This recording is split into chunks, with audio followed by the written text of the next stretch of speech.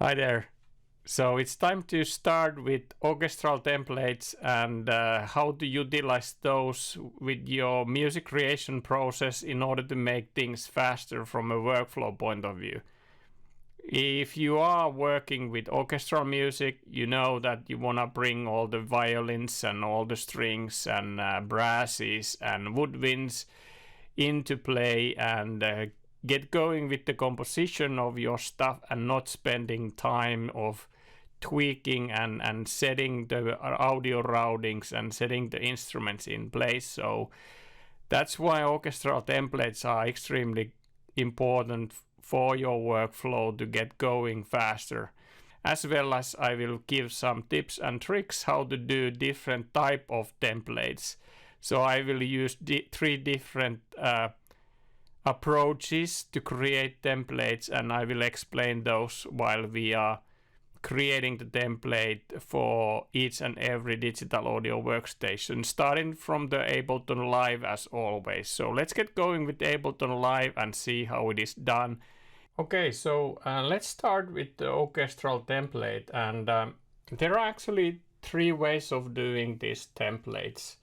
And the first one is basic one, and the second one is a bit more advanced, and the third one is totally advanced way of doing it, also requiring extra software. So in principle, we start with the simplest way of doing orchestral templates, and where the track represents the instrument. Best to look at this is to look it from arrangement view, I would say. We could also, of course, look it from a session view point of view. Whereas you can see that I have, for this first session, I have used the BBC Symphony Orchestra from Spitfire, and in this case I will actually use the basic, what you can download for free.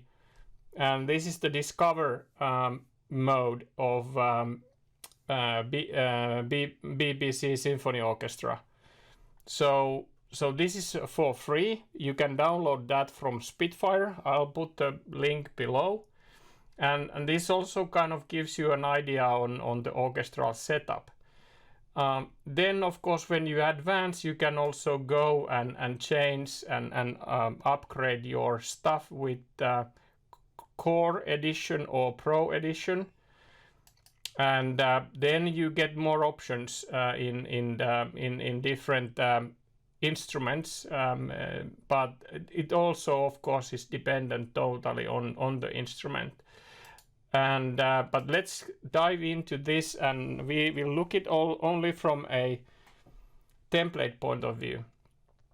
So now what I have done is that I have basically set an instrument based on, you know, the certain groups: woodwinds, brasses, harp and celeste, percussion and string. And that of course is totally up to you how to create these groups, but this is quite common approach when talk about orchestral templates.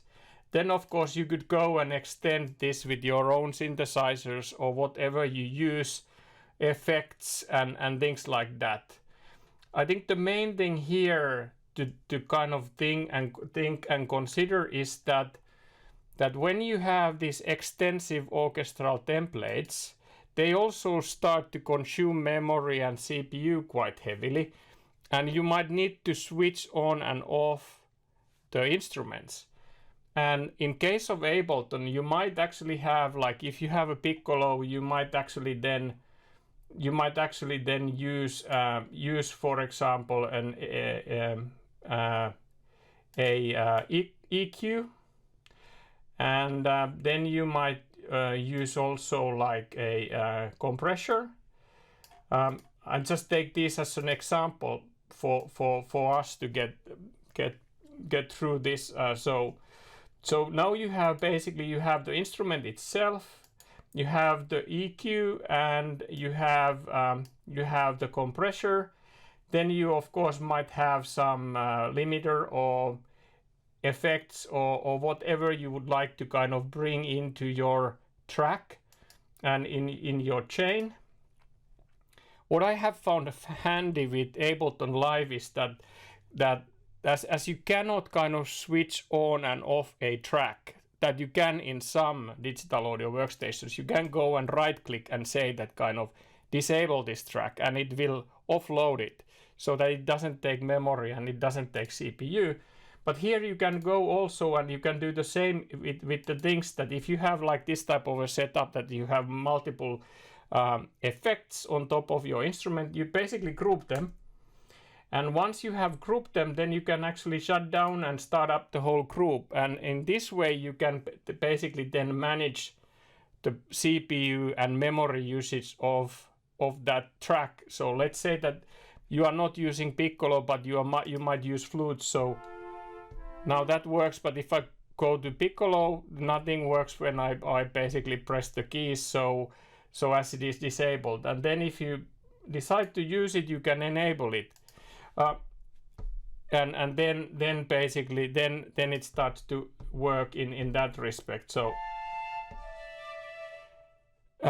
one thing also, of course, is that you might have a long session where you have multiple kind of sections within your arrangement. So what you could do also now when you have this as a group, when you don't need the piccolo, you can actually automate it in a way that you basically switch on and off the whole track.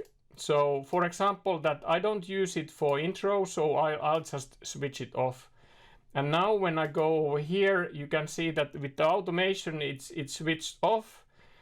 And then when it comes to the section where you have the piccolos, for example, in your arrangement, it switches on the whole chain. And this is the way you can then balance the usage of RAM and the usage of CPU, so that you can basically shut them down when you don't use them in your orchestral arrangement, and then start them up when you start using them in your arrangement. So this would then balance you kind of like among other sessions, because in my experience, the orchestral arrangement can become quite extensive. So you might need to have an easy way to kind of switch on and switch off by automation the tracks that and the tracks that you don't use.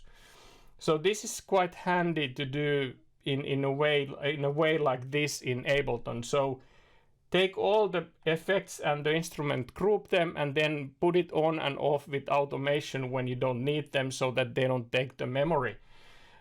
So that's a good trick and tip to kind of understand when working with arrangement. And this is the kind of the simple, straightforward way of doing a template where you have a track for each instrument, and each track has its own instrument, and set it up like brass and horns and so on and so forth. So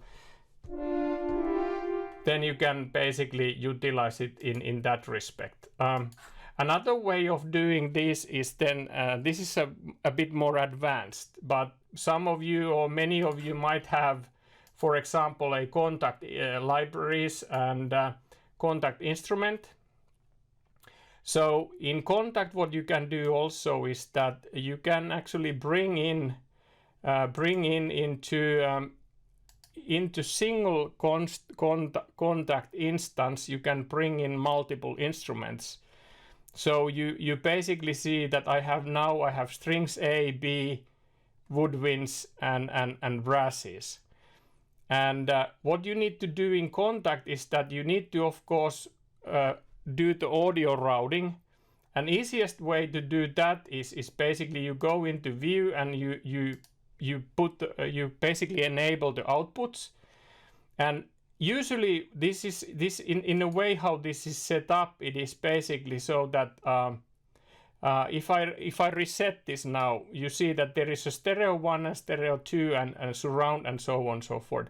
And now this is not correctly routed. The output is kind of a bit clumsy, and and doesn't really work. But what you can do in Kontakt is that you can go over here and say the batch functions and clear output section and create own individual channels for each loaded instrument. When you do that, bang, it will actually, if you have 5 or 6 or 7 instrument, it will basically then create those automatically for you and do the routings in Kontakt as well. So now I have strings going to first string channel B and woodwinds and brasses. So now each and every audio is routed. Then additionally, you need to go in here in MIDI, and if it is in Omni mode, you need to go to a port A and channel 1. So you basically have each and every instrument within this single Kontakt in its own channel, like channel 1, 2, 3, and 4. And then that is basically how you set up the Kontakt. Then when you go into the Ableton, the best way to do it in a sense that is that always kind of the instance where you have the first instance, basically where you have the Kontakt instrument, is the channel 1 with the MIDI going to the channel 1 as well. So if I reopen the instrument, now you can see that once I press keys, only the strings will play, and not strings B, because I'm not there. But then you can bring other channels by going into strings and saying here that you create actually a MIDI channel and you bring in an external instrument that you then need to set up in a way that it goes to the string A, and then the MIDI goes to the second channel, and the audio comes from 3 and 4, which is because this first one is 1 and 2, this is 3 and 4, this is 5 and 6, and 7 and 8. So that is how you need to do the audio routing from Kontakt to Ableton. So you need to do that mapping in your Ableton setup. So as you see here, is that you have strings A and it's channels 3, and the audio is coming from 5 and 6. And then if I go into the brass, that's the last one. It's the fourth one, fourth channel in the MIDI chain, and then 7 and 8 from the audio point of view. And now if I play something, I can see that if I move this a bit, I can see that, you know, my brass is working. This is one way of also minimizing the memory and CPU use is to kind of group instruments within Kontakt, and then you have less Kontakt instances within your template.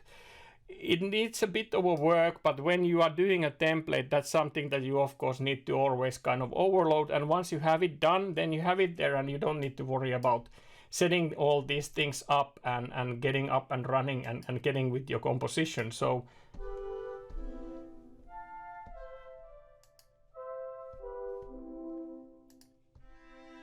and you can utilize basically the instruments that you have mapped.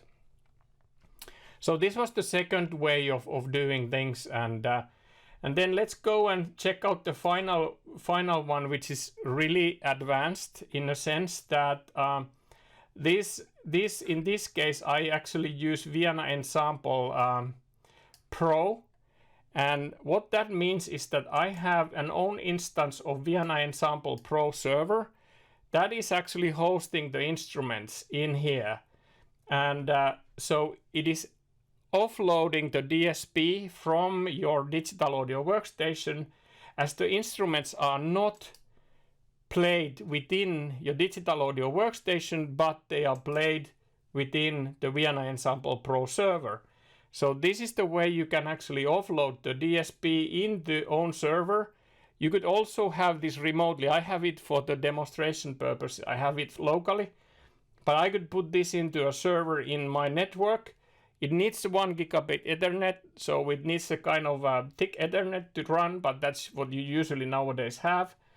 To run the instruments through your network from another server, and so this can be residing on another machine, even though I have it now here locally.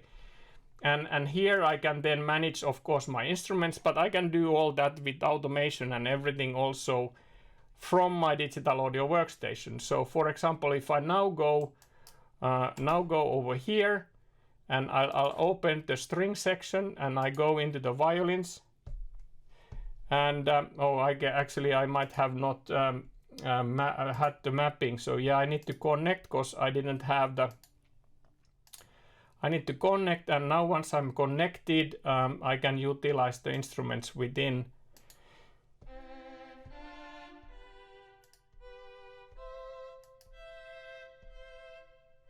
And now if I go here, you can see that I'm playing now violas, and it is playing it over here in Vienna Ensemble Pro.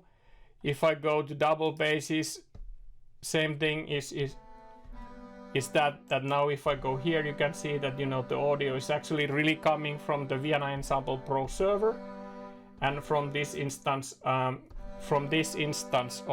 the instrument to my digital audio workstation. So I'm offloading the DSPs into the Vienna Ensemble Pro.